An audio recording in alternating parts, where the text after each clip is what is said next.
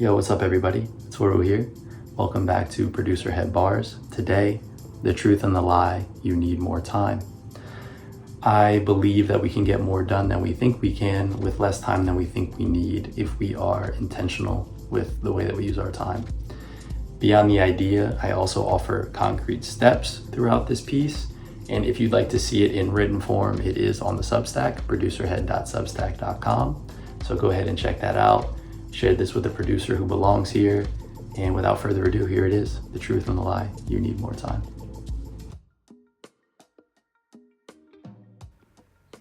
Yo, what's up everybody? This is Toru, and in a way, so are you. Welcome back to Producer Head Bars.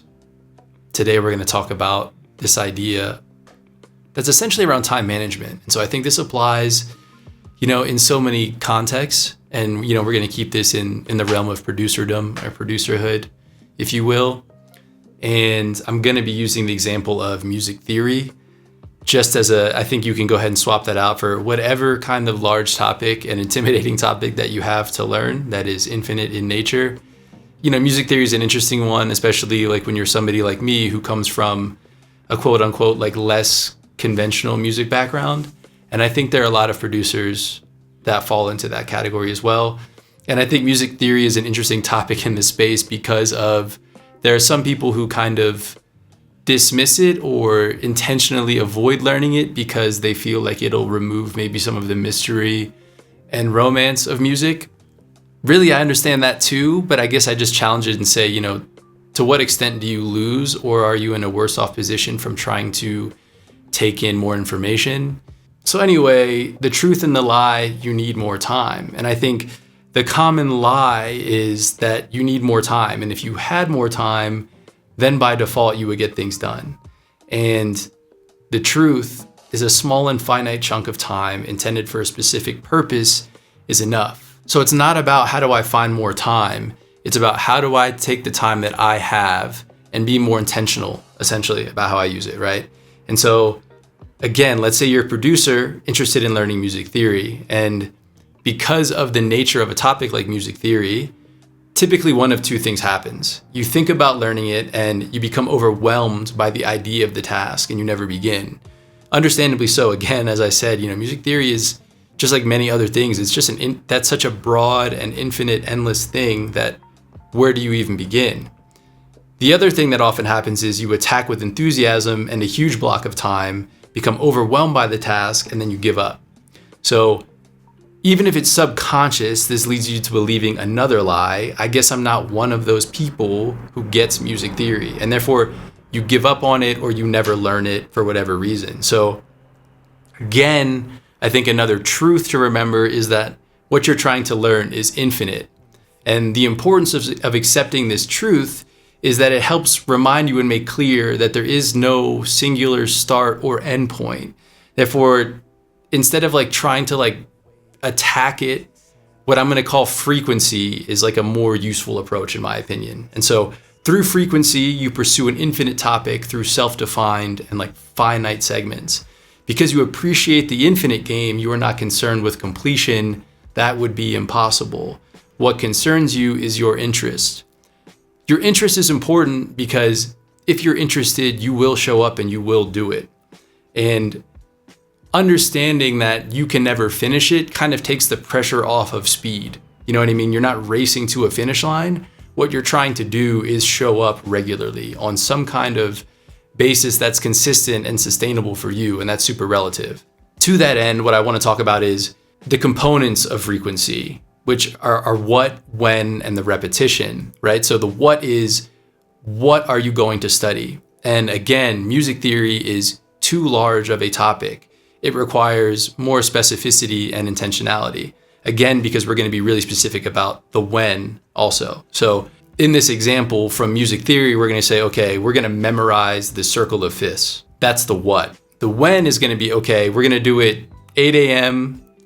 to 8:05 a.m. for literally just 5 minutes, right? And so it's a small block of time, but it's also a very small and distinct specific task. And the third component, repetition, is going to be how often we do this. Well, Monday through Friday, 8 a.m. to 8:05 a.m., right? And you may be like, well, 5 minutes, that's That's nothing. Well, if you really do feel that way, then I would say good, because when you're trying to tackle something that is big, that is new, that is infinite, to chop it up into something small and to give it a really small amount of time, a time that on the surface feels too easy, is exactly where you want to be. If it sounds too small, good. And I want to make the distinction that frequency differs from what I talked about before in the marathon method, in that it is a purely time-bound approach. There is no account for your feelings or your progress in relation to the larger task at hand. The success of each individual session is defined by whether or not you show up and did what you said you would do. In this example, you are not rewarded and or penalized for feeling like you know the circle of fifths better or worse than yesterday. If you spent the 5 minutes memorizing the circle of fifths or trying to, you succeeded. So this makes me think of, I'm a big fan of Jerry Seinfeld, largely for the philosophy with which he approaches like writing and creative work, right? An example that he offers is like, if you're somebody who's trying to learn to write, you set the time, and so let's continue with this 5-minute thing, right? And if you don't write anything in that 5 minutes, that is okay, but you did not do anything else. So it's sort of just really sitting down with the intentionality and honoring the commitment to yourself. You know what I mean? And that is really the key thing. Not in how much you get done in the time, but that you said that you would do what you said you would do with the time. Frequency works because it is action-oriented within the personal context of your schedule.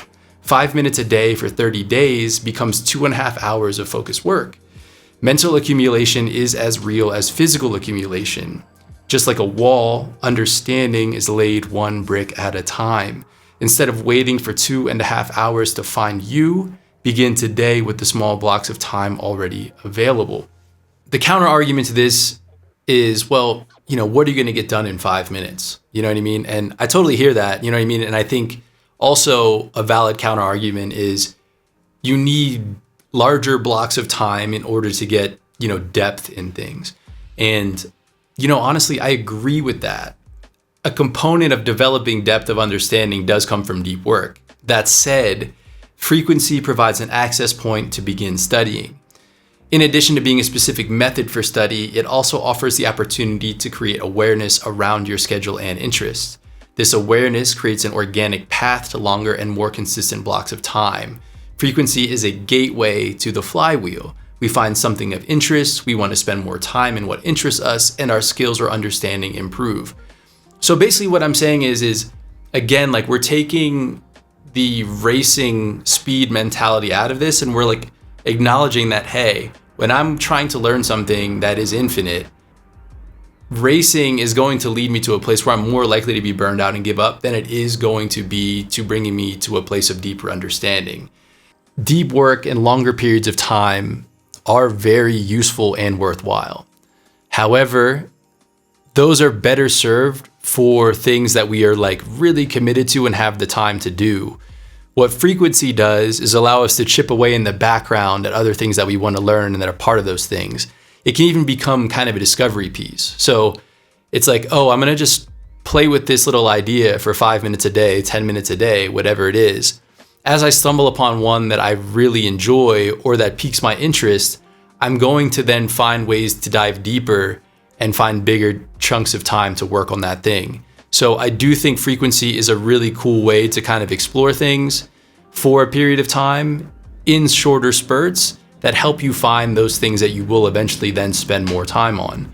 So look, the last part of this is to be realistic about its application. And to do that, again, is the context of your life, which is incredibly personal. So, I think life is going to life in, generally speaking, one of two ways, right?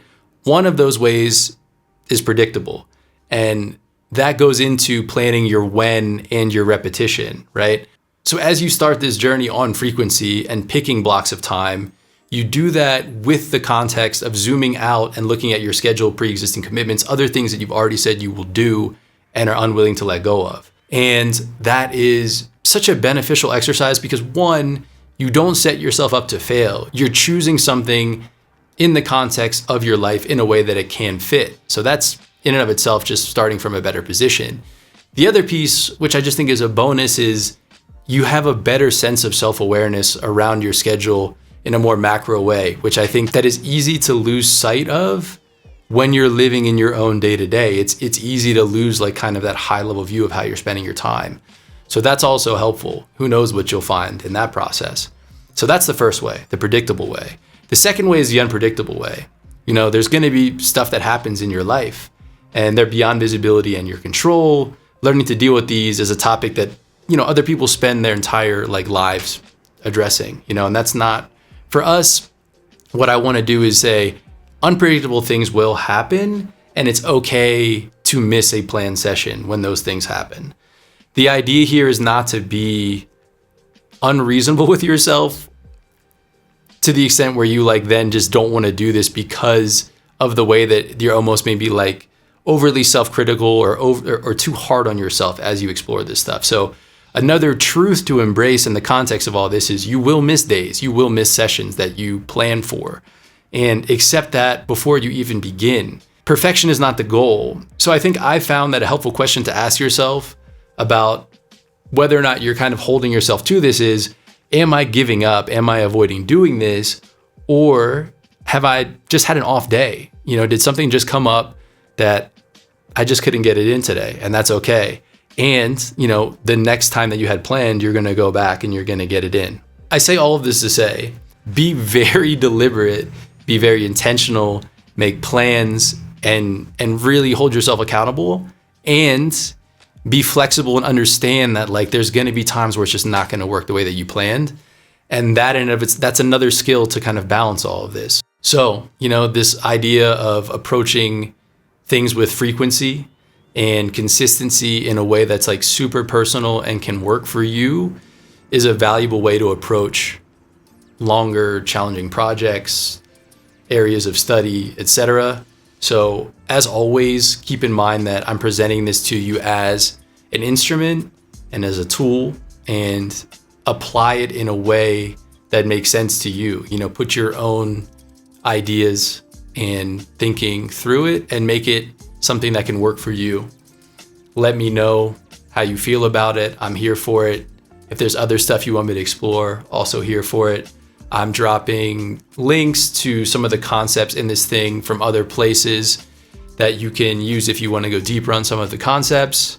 And I think that'll do it for this round. So this has been Toru, and in a way, so are you.